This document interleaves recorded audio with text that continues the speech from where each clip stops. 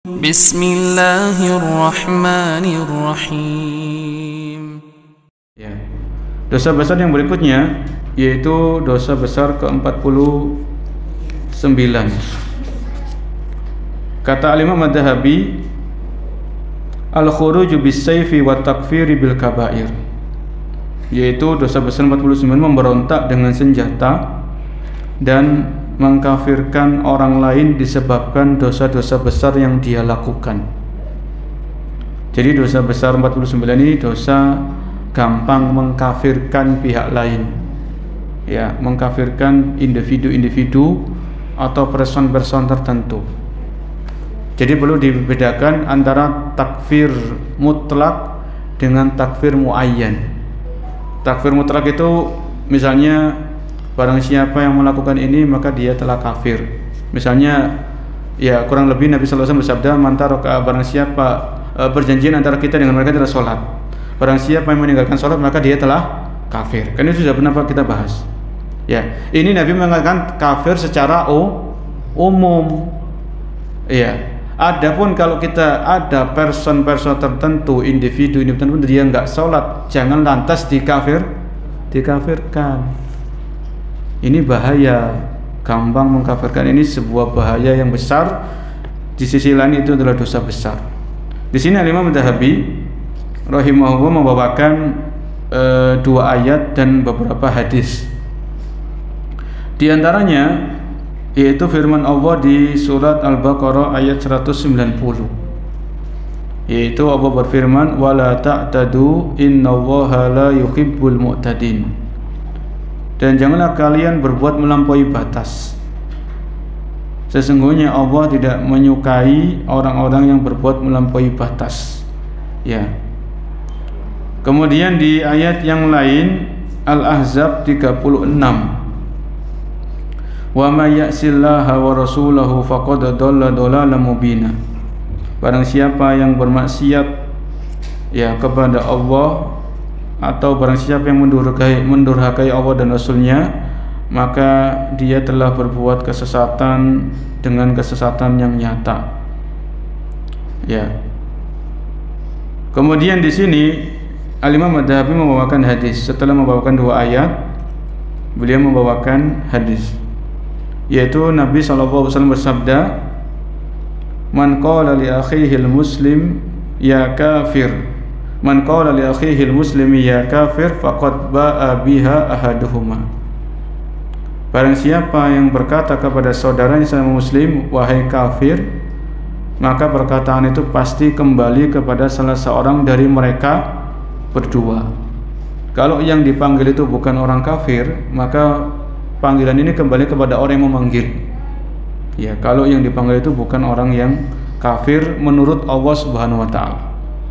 Ya, jadi hati-hati dari ucapan memanggil orang lain yang itu masih dia beragama Islam, KTP-nya masih Islam. Mungkin dia melakukan dosa besar, iya. Tapi langsung kita panggil wahai kafir, ini hati-hati. Karena itu kata Nabi konsekuensinya bisa kembali kepada salah seorang dari keduanya. Ya. Kemudian Al-Imam Adz-Dzahabi waqad warada fi sifatil khawariji asarun katsiratun wa ikhtalafa an-nasu fi takfirihim li'anna an-nabiy sallallahu alaihi wasallam qala fihim. Di dalam Islam ada sebuah kelompok ya atau golongan yang mereka itu dikenal dengan kelompok yang gampang sekali mengkafirkan kaum muslimin. Mereka ini disebut dengan orang-orang Khawarij.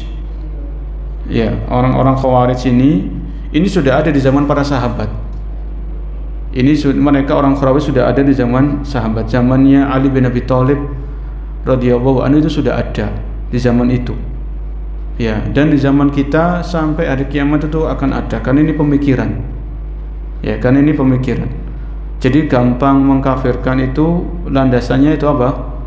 Dari pemikiran, keyakinan. Jadi dosa itu ada yang sifatnya perbuatan, zina, khamr, minum khamr itu kan perbuatan. Ya. Judi, membunuh itu perbuatan. Tapi dosa itu sifatnya keyakinan atau pemikiran. Yaitu dengan apa? Syirik itu kan keyakinan, syirik, kemudian ada juga perbuatan ya. Kemudian gampang mengkafirkan ini diawali dari keyakinan. Ya. Apa kata Nabi SAW terhadap orang-orang Khawarij? Yamrukuna minad din kama yamrukus sahmu minar ramiyah. Mereka orang-orang Khawarij ini keluar dari Islam sebagaimana melesatnya anak panah dari busurnya. Aina ma laqitumuhum faqtuluhum. Dimanapun kalian mendapatkan mereka, maka bunuhlah mereka. Jadi di sini ulama berbeda pendapat. Apakah orang Khawarij ini mereka keluar dari Islam atau mereka masih dalam keislamannya, cuman mereka pelaku dosa besar karena gampang mengkafirkan. Kemudian di dalam hadis yang lain Nabi SAW juga bersabda, syarru qatla tahta adimis samai khairu qatla man qataluhu. Mereka adalah korban yang terbunuh yang paling buruk di bawah kolong langit bumi, kolong langit ini. Sedangkan sebaik-baik korban terbunuh adalah orang-orang yang mereka bunuh. Jadi orang-orang yang dibunuh sama orang Khawarij itu adalah sebaik-baik korban orang yang terbunuh. Jadi orang Khawarij itu awalnya mereka mengkafirkan. Kemudian menumpahkan darah. Ya, jadi bukan hanya mengkafirkan, tapi bahkan menjerumuskan mereka dalam pertumpahan darah, membunuh. Makanya Nabi mengatakan sebaik-baik orang untuk korban terbunuh adalah korban terbunuh dari orang Khawarij. Ya. Kemudian orang yang terbunuh yang paling buruk adalah ketika orang Khawarij terbunuh. Misalnya orang Khawarij duel dengan orang ahli sunnah misalnya. Kemudian ahli sunnahnya terbunuh sama orang Khawarij, atau orang Khawarij yang terbunuh sama orang ahli sunnah. Ya. Jadi di sini adalah sumbernya itu pemikiran, ya, pemikiran yang menyimpang, gampang mengkafirkan atau memberontak, bahkan menumpahkan darah dari kaum muslimin. Ya. Dan ini masih terjadi karena pemikiran ini nggak gampang berjemaah. Pemikiran itu kan gampang nyebar. Ya. Oleh karenanya saya pernah dengar ceramah, kalau anak-anak muda itu duduk di majelisnya orang Khawarij, mereka di garis terdepan menjadi orang Khawarij. Mereka semangat anak-anak muda. Ya. Kan kayak apa yang terjadi di beberapa tahun lalu, pengeboman, pembunuh diri di pos polisi ya, misalnya di kantor polisi di mana ini, Polrestabes itu ya. Iya. Kemudian pengeboman, ya itu mereka menganggap karena mereka polisi-polisi itu apa? Kafir mereka. Akhirnya dibom. Ini pemikiran. Ya, pemikiran itu harus didudukkan, diskusi, dialog. Dan ini bukan hanya di Indonesia, di Saudi juga ada. Makanya orang-orang takfiriyun yang gampang mengkafirkan itu mereka kalau ketangkap di penjara. Ketika di penjara itu didiskusi. Jadi pada ada ulama-ulama yang kuat ilmunya itu mengajak diskusi. Ada yang taubat. Ada yang taubat karena ini pemikiran. Bahwa orang pemikiran kalau kuat keyakinan kan, keyakinan kalau ini kafir, kalau kamu bunuh masuk surga. Oh, itu sudah jalan dia. Itu jalan dia, betulan. Ya. Maka berhati-hati dari pemikiran-pemikiran seperti ini. Kita ingat zamannya Imam Ahmad bin Hanbal. Imam Ahmad bin Hanbal, Imam Ahli Sunnah wal Jamaah. Itu kan beliau disiksa sama 3 khalifah, yaitu Khalifah Ma'mun, Mu'tasim sama Wasik. Imam Ahmad dipaksa, dipukuli, disiksa agar beliau mengatakan Al-Quran itu makhluk. Dan para ulama sepakat kalau orang itu mengatakan Al-Quran makhluk itu dia kafir, dia keluar dari Islam karena Al-Quran kalamullah. Tapi Imam Ahmad sabar kan di situ. Beliau tidak mengkafirkan 3 penguasa ini, tidak. Beliau enggak mengkafirkan. Ya. Jadi beliau dipenjara, disiksa, ya, sampai Allah berikan pertolongan. Muncul khalifah yang berikutnya yang itu membela mazhab Ahlussunnah wal Jamaah. Ya. Jadi ini oleh karenanya kembali kepada pembahasan ini, para ulama ini berbeda pendapat tentang orang Khawarij. Apakah mereka kafir atau mereka tetap dalam keislamannya, hanya mereka pelaku dosa besar. Ya. Kemudian Di sini Al-Imam Adz-Dzahabi mengatakan ya fal khawariju mubtadi'ah. Orang khawarij adalah para pelaku kebid'ahan. Mustakhilluna dima. Mereka ini orang-orang yang menghalalkan darah, ya, wat takfir, dan gampang mengkafirkan kaum muslimin. Ya. Bahkan apa? Kata Imam Adz-Dzahabi, yukaffiruna Utsman wa Aliyan wa jama'atan min sadatis sahabah radhiyallahu anhum. Bahkan orang khawarij ini mengkafirkan Utsman, mengkafirkan Ali, dan sejumlah pembesar-pembesar senior-senior dari para sahabat. Ini kan bahaya. Nabi mengatakan Utsman di surga, Ali di surga, karena ada 10 sahabat yang dijamin surga. Lah orang Khawarij ini dengan lancangnya mereka mengkafirkan Utsman, ya, yang itu menantunya Nabi, yang Utsman ini membelanjakan hartanya untuk jihad di jalan Allah Subhanahu wa taala. Begitu pula Ali, menantunya Rasul sallallahu alaihi wasallam, itu dikafirkan. Kalau sekali Utsman dan Ali itu dikafirkan, nah, jangan kira orang-orang kayak kita ini nggak dikafirkan dong. Hati-hati. Ya, lebih dahsyat lagi, kan ini pemikiran dari zaman ke zaman itu terus berkembang. Ya. Maka oleh karenanya perlu sabar, terus kita sampaikan ilmu, sampaikan kebenaran, sampaikan sunnah, sampaikan akidah Ahlussunnah wal Jamaah. Ya, karena kita saat ini bisa mengenal akidah Ahlussunnah wal Jamaah, kita mengenal sunnah karena Allah, kemudian para dai-dai sebelum kita. Kan ustaz-ustaz kita dulu kan mereka awal-awal dakwah salafiyah itu kan enggak gampang. Ya, di awal-awal mungkin akhir-akhir tahun 80 masuk awal 90-an itu kan dakwah salafiyah itu kan enggak gampang. Banyak penolakan. Sampai saat ini memang banyak penolakan, tapi perlu sabar. Ya, dengan sabar sunnah bisa tersebar dengan izin Allah Subhanahu wa taala. Ya. Kemudian kata Al-Imam Adz-Dzahabi, beliau menyebutkan Ishaq Al-Azzaq an Al-A'mash an bin Abi Aufa radhiyallahu. Jadi disebutkan bahwasanya ada seorang sahabat yang mendengar Nabi SAW bersabda, al-khawariju kilabu ahlin nar. Orang-orang khawarij adalah anjing-anjing penghuni neraka. Di sini ada ulama yang mengatakan memang tubuh-tubuh mereka, orang-orang khawarij ini dirubah menjadi tubuh-tubuh anjing di neraka. Ada yang mengatakan mereka itu tubuhnya manusia tapi menggonggong seperti anjing, karena di dunia mereka suka mengkafirkan dengan ucapan-ucapan mereka.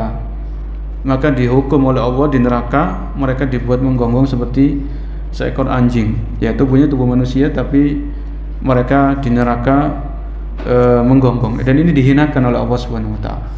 Ya, dihinakan, direndahkan oleh Allah Subhanahu wa taala. Kemudian disebutkan oleh Imam Adz-Dzahabi, ya, Hashraj ibnu Nubatah hadatsani Sa'id ibnu Jumhan qala dakhaltu ala ibni Abi Aufa wa huwa makfufun faqala man anta. Suatu saat aku masuk kepada rumahnya Abdullah ibn Aufa, ya, ibn Abi Aufa, dan dia itu waktu itu sudah yaitu buta matanya. Man anta, siapa kamu? Qultu Sa'id ibn Jumhan, aku adalah Sa'id bin Jumhan. Qala ma fa'ala waliduka. Kemudian apa yang dilakukan oleh kemudian beliau berkata, sedang apa bapakmu? Saya menjawab, beliau dibunuh oleh orang-orang Al-Azhariqah. Ya, jadi bapakku ini dibunuh sama orang-orang Al-Azhariqah. Al-Azhariqah ini salah satu firqah dari firqahnya orang-orang Khawarij. Jadi orang-orang Khawarij ini ada firqah-firqahnya juga, ada golongan-golongan, ada kelompok-kelompoknya. Ya. Kemudian qatalallahu al-Azhariqah. Kemudian orang tadi mengatakan semoga Allah menghancurkan orang-orang Azhariqah. Orang-orang Azhariqah ini orang firqah dari Khawarij. Summa qala hadatsana Rasulullah sallallahu alaihi wasallam annahum kilabun nar. Nabi sallallahu alaihi wasallam telah menyampaikan bahwasanya orang-orang Khawarij itu adalah anjing-anjing di neraka nanti, anjing-anjing di neraka. Kemudian hadis yang berikutnya, ya, Hamad dari Hamad bin Salam hadasan Abu Hafsin annahu sami'a Abdullah bin Abi Aufa wa hum yuqatiluna al-khawarij yaqulu. Nabi sallallahu alaihi wasallam bersabda tentang orang-orang Khawarij, tuba liman qatalahum wa qataluhu.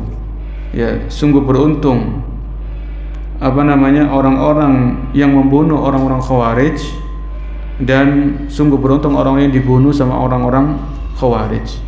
Ya, jadi orang yang membunuh orang Khawarij itu beruntung. Ya.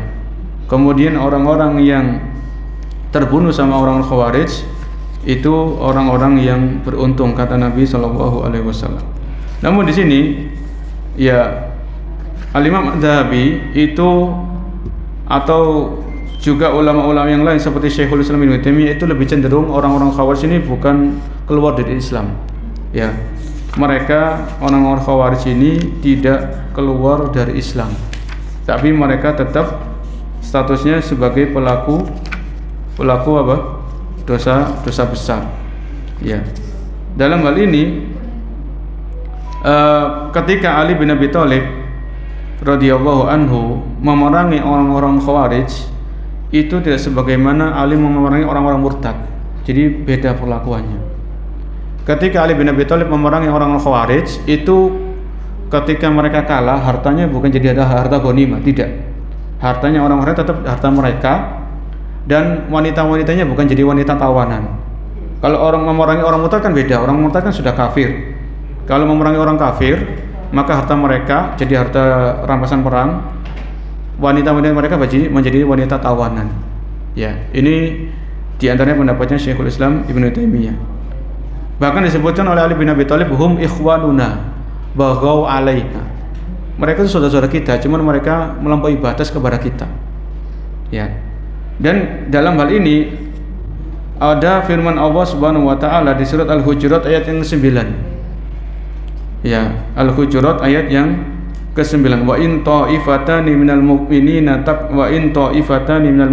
iqtatalu fa aslihu bainahuma. Jadi Al-Hujurat ayat yang ke-9, wa in ta'ifatani minal mu'minina iqtatalu, apabila ada dua kelompok dari orang yang beriman saling berperang, saling membunuh, apa kata Allah, fa aslihu bainahuma, maka damaikan antara keduanya. Fa im bahut ihdahuma alal ukhra, tapi kalau salah satunya itu melampaui batas, berbuat semena-mena kepada yang lain, fa im bahut ihdahuma 'alal ukhra, apa kata Allah, faqatilul lati tabghi hatta tafi'a ila amrin, maka perangi yang melampaui batas ini sampai dia kembali kepada hukumnya Allah Subhanahu wa taala.